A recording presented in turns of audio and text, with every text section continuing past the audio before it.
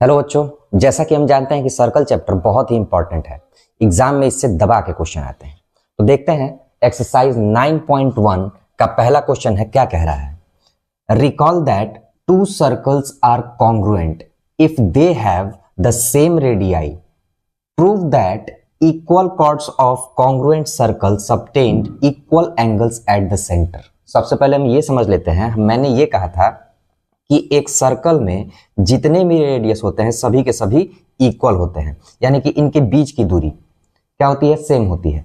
अब इसी दूरी को उठा के मैंने क्या बनाया कि एक और सर्कल बना दिया, यानी कि रेडियस इन दोनों का इक्वल है। जितना ये दूरी है उतनी ही दूरी ये है, तो इन दोनों सर्कल्स का जो शेप होगा वो एकदम सेम होगा। मतलब इस सर्कल को उठा के अगर मैं इस पे रख दूं तो पता ही नहीं चलेगा कि ये दो सर्कल है या फिर एक सर्कल है। यानी कि हम ये भी कह सकते हैं कि दोनों के दोनों जो सर्कल हैं वो कॉन्ग्रुएंट होंगे। ठीक है, कॉन्ग्रुएंट का मतलब हम यही समझेंगे कि दोनों के रेडियस क्या है, इक्वल है।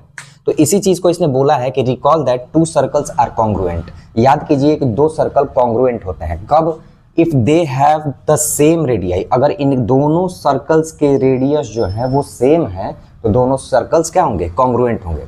हमें प्रूफ क्या करना है, prove that equal chords of congruent circle subtend equal angles. अगर मैं इन्हीं दोनों सर्कल पे इक्वल कॉर्ड्स ले लूं, जैसे मैंने एक कॉर्ड लिया ए बी नाम दिया इसका, और यहां पे एक और कॉर्ड ले लिया, मान लो यहां से मैंने लिया और इस कॉर्ड का नाम दे दिया सी डी, और ये बोला गया कि ये दोनों के दोनों जो कॉर्ड्स हैं ए बी और सी डी ये दोनों इक्वल है। तो हमें ये प्रूव करना है कि इस कॉर्ड से सेंटर पे जो एंगल बनेगा यहां पे, ये दोनों के दोनों एंगल्स भी इक्वल होंगे। हमें इतनी बात प्रूव करनी है। तो देखते हैं कैसे होता है ये क्वेश्चन। सबसे पहले गिवन क्या है, तो लिखेंगे टू सर्कल्स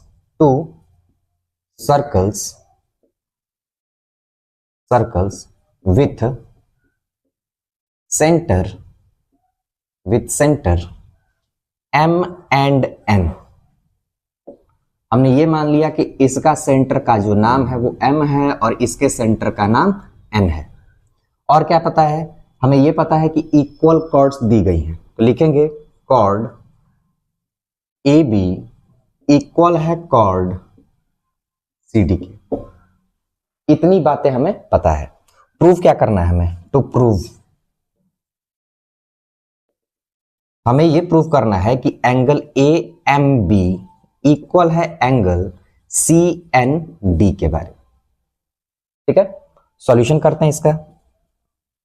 सॉल्यूशन में क्या लिखेंगे, इन ट्रायंगल AMB, हमने कौन सा ट्रायंगल लिया, AMB ये वाला ट्रायंगल, एंड ट्रायंगल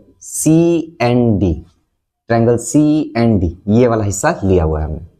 अब क्या करेंगे, हमें ये पता है कि ये दोनों के दोनों ट्रायंगल्स जो हैं इनके रेडियाई इक्वल है। क्यों, क्योंकि ये दोनों ट्रायंगल्स कॉन्ग्रुएंट थे और कॉन्ग्रुएंट ट्रायंगल्स के रेडियस इक्वल होते हैं।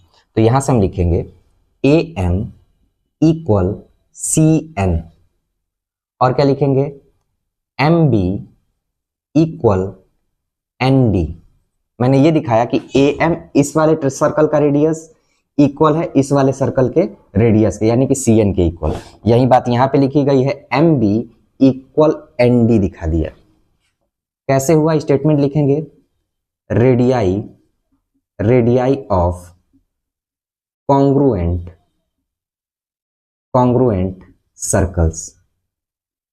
सर्कल्स। ठीक है, अब आगे क्या लिखेंगे, AB इक्वल CD। ये बात हमें दी गई थी कि इनके कॉर्ड्स इक्वल हैं। ठीक है, AB इक्वल CD गिवन था हमें, तो लिख लिया। ये कहां से लिखा हमने, गिवन से। अब हमें ये पता है कि जब दो ट्रायंगल्स के तीन पार्ट इक्वल दिखा दिए जाए तो वो दोनों के दोनों ट्रायंगल्स कॉन्ग्रुएंट प्रूफ हो जाते हैं। तो इस ट्रायंगल में मैंने दिखा दिया कि इसके तीनों साइड इस वाले ट्रायंगल के तीनों साइड के इक्वल है। ठीक है, यहां से लिखेंगे बाई SSS कॉन्ग्रुएंसी क्या हो गया, ट्रायंगल AMB कॉन्ग्रुएंट हो गया ट्रायंगल CND के। ठीक है, और हमें यह भी पता है कि जब दो ट्रायंगल्स कॉन्ग्रुएंट प्रूफ हो जाते हैं तो इनके कॉरेस्पॉन्डिंग पार्ट्स को हम इक्वल दिखा देते हैं। तो अगर ये दोनों ट्रायंगल्स मैंने कॉन्ग्रुएंट प्रूफ कर दिए तो इसके कॉरेस्पॉन्डिंग पार्ट में मैं ये एंगल लेने वाला हूं, ठीक है। Angle A M B equal angle C and T. तो लिखेंगे therefore angle A M B equal angle C and D, और यही हमें प्रूफ करना था।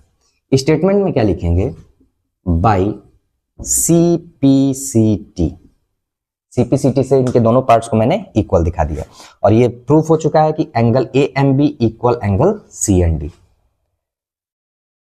उम्मीद करता हूं कि वीडियो आपके लिए हेल्पफुल रही होगी, तो प्लीज चैनल को लाइक करें, शेयर करें, सब्सक्राइब करें। धन्यवाद।